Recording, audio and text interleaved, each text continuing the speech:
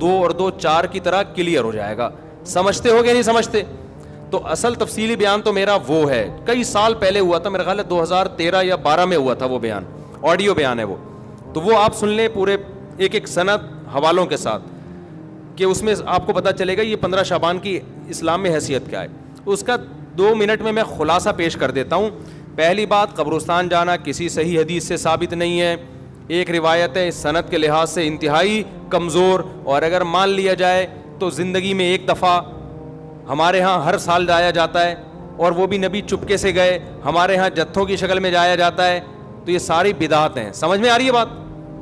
ایک تو وہ حدیث انتہائی کمزور ہے سند کے لحاظ سے, اس سے شرعی مسئلہ ثابت نہیں ہوتا. لہذا ہماری رائے یہی ہے کہ 15 شعبان کو قبرستان ثواب سمجھ کے جانا بدعت عمل ہے, اور ثواب سمجھے بغیر جانا بدعت کی تائید ہے. تو نہ جائیں قبرستان. سمجھتے ہو؟ نہیں یاری بھائی ان کو رہنے دو, میں گلا پاگلوں کی طرح پھاڑ رہا ہوں. میں 3 دن سے بیانات کرتے کرتے نا گلا بیٹھ گیا مجھے. تو 15 شعبان کو آپ کو قبرستان جانے کی ضرورت نہیں ہے. کوئی بولے یہ مفتی صاحب نیا دین لیا ہے, نیا دین نہیں بھائی. جتنے بھی 1400 سال سے جو بدعت سے پاک دین ہے وہ یہی ہے. کیوں؟ کوئی صحیح حدیث موجود ہی نہیں ہے, انتہائی کمزور حدیث ہے, اور زندگی میں ایک بار والی ہے. صحابہ سے وہ بھی ثابت نہیں ہے, اور وہ بھی چپکے سے گئے. آپ جتوں کی شکل میں جا رہے ہو, تو یا تو یہ بدعت ہے یا بدعت کی تائید ہے. تو آپ قبرستان پھر چپ ہو جاتے ہیں یار, نہیں جاؤ یار, کسی اور دن چلے جاؤ قبرستان. ویسے بھی ان 15 شعبان کو قبرستان میں جو میلے ٹھیلے اور انٹیاں بن سج کے آئی ہوئی ہوتی ہیں نا, مردے فتنوں میں پڑ جاتے ہیں. مردے کہتے ہیں مرے کیوں یار, اتنا اچھا ماحول ہے باہر کا. تو آج کل تو انٹیاں ایسے میک اپ کر کے اور دوپٹے, اور پھر بندے بھی تیار ہو کے, ایک انٹرٹینمنٹ ہے وہ قبرستان. وہ قبرستان تھوڑی رہا ہے جو پہلے ہوا کرتے تھے. تو آج کل تو ویسے بھی جانا جائز نہیں ہے. دوسرا کام, اس رات کو لوگ کہتے ہیں نہاؤ دھو اور تہوار ہے. تو تہوار اسلام میں دن میں ہوتے ہیں, راتوں میں. عیسائیوں کے, ہندوؤں کے تہوار ہو سکتے ہیں, مسلمانوں کے تہوار دن کی روشنی میں ہوتے ہیں. رات کے اندھیروں میں بولو نا نہیں ہوتے. راتیں عبادت کی ہوتی ہیں. تہوار نہانا دھونا اچھے کپڑے یہ دن کے کام ہیں. تو لہٰذا یہ کوئی بھی نہیں ہے کہ رات نہلاؤ, نہا دھو کے اور اچھے اچھے کپڑے پہنو. کوئی مستند روایت نہیں اس بارے میں. تمیز سے سو جاؤ گھر میں جا کے. اور تیسرا کام کیا ہے؟ حلوہ مانڈا, حلوے مانڈے پکاتے ہیں. تو جب تہوار ہی نہیں ہے تو حلوے کس بات کا بھائی؟ حلوے تو عیدوں میں خوشیوں میں ہوتے ہیں نا. تو جب تہوار ہی نہیں ہے, ہمارے تہوار دن میں ہوتے ہیں بھائی. عید الفطر, عید الاضحیٰ, اور جمعے کا بھی دن میں ایک قسم کا تہوار ہے, یہ بھی دن کی روشنی میں. تو آپ نے حلوے مانڈے بھی بولو نا نہیں.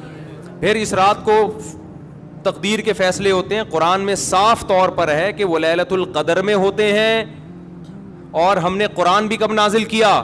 رمضان میں اور لیلۃ القدر میں. بالکل واضح قرآن کی آیتیں ہیں. اس کے مقابلے میں جو 15 شعبان والی حدیثیں ہیں جن میں آتا ہے کہ اس رات فیصلے ہوتے ہیں, وہ قرآن کے مقابلے میں جاندار, سند کے لحاظ سے مضبوط نہیں ہے. ان میں اتنی طاقت نہیں ہے کہ قرآن کی آیت کو آپ اس میں ایڈیشن کر دیں. لہذا قرآن سے واضح پتہ چلتا ہے کہ جو فیصلے ہوتے ہیں سال بھر کے وہ شب قدر میں ہوتے ہیں, جو رمضان میں. اور قرآن بھی کب نازل ہوا؟ راجح دلیل کے لحاظ سے راجح بات یہی, اگرچہ بعض علماء نے وہ بھی لکھی, لیکن راجح دلیل کے لحاظ سے یہ بات ہے. 3 باتیں ہو گئیں. چوتھی بات ہے پٹاخے. شب برات کے پٹاخے. تو بھائی یہ تو پٹاخے یہ بھی جائز نہیں ہے. آپ کیوں ایک رات کو ایک عبادت کا عنصر دے کے اس میں پٹاخے پھوڑ رہے ہیں؟ لوگوں کی نیندیں خراب ہوتی ہیں, ہارٹ پیشنٹ پریشان ہو جاتے ہیں, بہت بڑے آگ لگ جاتی ہے بعض دفعہ. یہ عمل بھی حرام ہے, ناجائز ہے. اور کیا ہوتا ہے شب برات میں؟ جلدی بتاؤ, عبادت پہ آ رہا ہوں. دن کا روزہ 15 شعبان کا, وہ بھی کسی صحیح حدیث سے ثابت. میں نے ایک دفعہ کسی نے کہا محرم کے فضائل پہ بیان کریں. بہت دفعہ مجھے اصرار کیا 1 گھنٹے کا بیان ہو محرم. میں نے بہت جب میرا تنگ کیا تو میں نے بیان کیا. میں نے کہا نبی صلی اللہ علیہ وسلم نے فرمایا, حدیث کا مفہوم ہے, یہ اشہر حرم ہے, محترم مہینہ ہے, 4 محترم مہینوں میں 1 محرم بھی ہے, اور 10 محرم کا روزہ. آپ صلی اللہ علیہ وسلم نے اس کی جو بھی حدیث میں فضیلت بیان کی. میں نے کہا وما علینا الا البلاغ. لوگوں نے کہا بھائی کیا بیان کا؟ میں نے کہا بھائی اتنا ہی ہے. صحیح حدیث سے اتنی ہی ثابت ہے. ایک آدھ اور حدیث ہوگی جو اس وقت میرے ذہن میں نہیں. اس سے زیادہ میں نے کہا 1 گھنٹے کا بیان ہو نہیں سکتا, کوئی ہے ہی نہیں.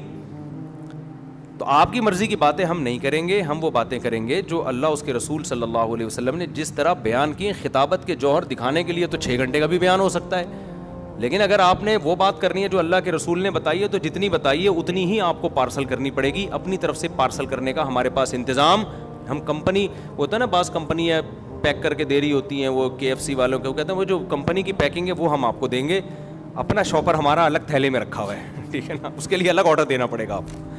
تو اگر اللہ رسول کی بات ہے تو بھائی اتنی ہے. تو اس لیے 15 شعبان کا جو روزہ ہے وہ بھی کسی صحیح حدیث سے ثابت بولو نہیں ہے. اور کیا رہ گیا, جلدی کرو, اب وہ شادی بھی ہونی ہے ان کی, بھائی آئے ہوئے ہیں نا. اور کیا رہ گیا, رات کی عبادت کی طرف آتا ہوں میں.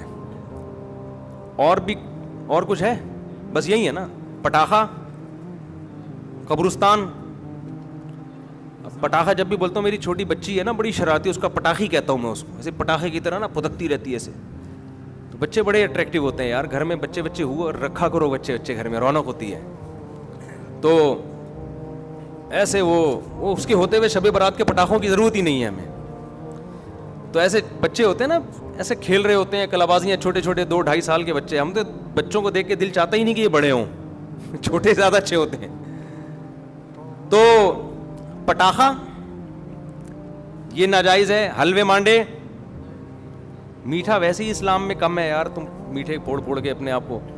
اور تیسرا کیا ہے, میٹھا کم کیسے, لوگ حدیث پہ کے لحاظ سے اشکال کریں گے, پھر کسی وقت اس کا جواب دوں گا. تیسرا ہے نہانا دھونا, صاف کپڑے پہننا. اچھے کپڑے تو ویسے ہی صاف پہننے چاہیے ہر وقت, لیکن اسپیشلی اس رات میں کوئی فضیلت نہیں ہے. چوتھا 15 شعبان کا روزہ, اور اس رات کو تقدیر کے فیصلے وغیرہ یہ سب چیزیں ثابت نہیں ہیں. ہاں اب یہ عبادت ہے یا نہیں ہے, تو جمہور کے نزدیک اس میں عبادت کی فضیلت ہے, لیکن بعض محققین اس فضیلت کے بھی قائل نہیں ہیں. تو اختلافی مسئلہ ہے, اجماعی مسئلہ نہیں ہے اس رات کی عبادت کی فضیلت. لیکن بہرحال جمہور چونکہ قائل ہیں. اس کے دلائل کیا, میں پہلے بتا چکا ہوں کہ میں پورا آڈیو کلپ ایک ریکارڈ کروا چکا ہوں حدیثوں کے ریفرنسز کے ساتھ, راویوں کی سندوں اور بحثوں کے ساتھ. تو بہت ساری حدیثیں, اگرچہ کوئی بھی حدیث صحیح نہیں ہے اس کے فضیلت کے بارے میں, لیکن تعدد طرق کی وجہ سے بہت سے علماء کے نزدیک درجہ حسن کو پہنچی ہوئی ہیں. تو لہذا کرنے کا کام یہ ہے کہ اگر کوئی کرنا چاہے تو بھائی عبادت کرے. تو اللہ سے امید ہے کہ اس کو اس رات میں عبادت کا ثواب دوسری راتوں کی نسبت زیادہ ملے گا. بعض حضرات اس کے قائل نہیں ہیں. ہاں اب عبادت کا کوئی خاص طریقہ منقول نہیں ہے کہ یہ پہلی رکعت میں یہ اتنی دفعہ پڑھو, دوسری رکعت میں اتنی دفعہ پڑھو. اور نفلی عبادت شریعت ترغیب دیتی ہے گھر میں کرنے کی. افضل کیا ہے کہ گھر میں عبادت کی جائے. اب اگر آپ سمجھتے ہیں گھر میں دل نہیں لگے گا تو پھر مسجد میں آ جائیں, لیکن اجتماعی سطح پہ مسجد میں جماعتوں کی نمازیں قائم کرنا, اجتماعی قرآن خوانیاں کرنا, یہ تمام اعمال بدعت ہیں. تو اگر آپ نے عبادت کرنی ہے تو چلو کسی بہانے عبادت کر لو, تو اس میں یہ ہے کہ انفرادی کرنی ہے, بہتر ہے گھر میں کی جائے, نہیں تو مسجد میں کر لیں آ کے. اور کوئی خاص طریقے کی عبادت نہیں کرنی. تلاوت ہے, دعائیں ہیں, ذکر ہے, نماز ہے, بس جیسے عام طریقے سے پڑھتے ہیں اسی طریقے سے کریں. سمجھ رہے ہو کہ نہیں سمجھ رہے؟ تو یہ ہے خلاصہ, خلاصے کے خلاصے کے خلاصے کے خلاصے کا خلاصہ.